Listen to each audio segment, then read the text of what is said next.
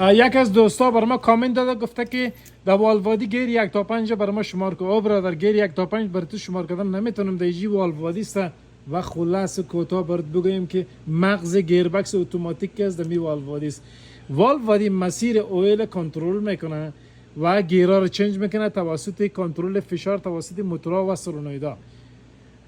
بر سولنویدا رو تشریح میکنم رفیق. شیفت سولنوید SL1 است که شروع گین چنج کردن و حرکت اولیه تو بستگی در می سولنوید داره رفیق. لاین پرشر کنترل سولنوید است که کنترل فشار اصلی اویل گیربکس بر عهده داره. سولنوید SL3 است که کنترل گیرهای بالاتر تکمیل میکنه، گیرهای بالاتر کمک میکنه که گیرهای بالاتر راحت‌تر گیر چنج بکنه. و شیفت سولنوید SR است تنظیم فشار برای نرم گیر چنج کردن دست. وقتی موتور حرکت میکنه نورمال درایوینگ نرم گیر چنج میکنه، اینمی سولنوید کنترلش میکنه. و شیفت سولنوید S4 است که کمک گیرهای بالاتر میشه اووردرایو. اووردرایو منظور ما گیر 4 و 5 است که 5 و 6 است ببخشید که گیر چنج میکنه.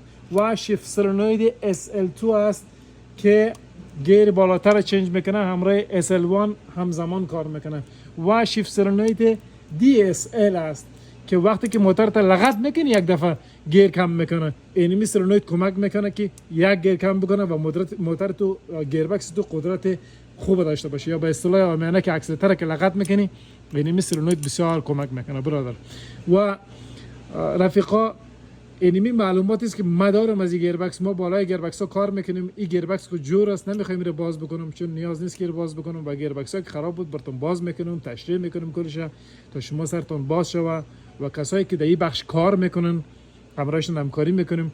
ما اکثر وقتا قطعی وایرینگ می داشته باشیم، شکستگی وایرینگ می داشته باشیم، موتورها کنه می باشه و ما سولنوید رو تبدیل میکنیم. موتورایی که گیربکس هاش جور است سولنوید خراب باشه سولنوید تبدیل میکنیم و دیاگنوستیک و بیابی ما به شکل درست پیش میره. فقط کیس مناسبش باشه ما براتون ان شاء الله ویدیوهای درست میمونم. اگر از ویدیو خوشتون اومد لایک کامنت فالو از یادتون نره. وقت خوش براتون میخوایم.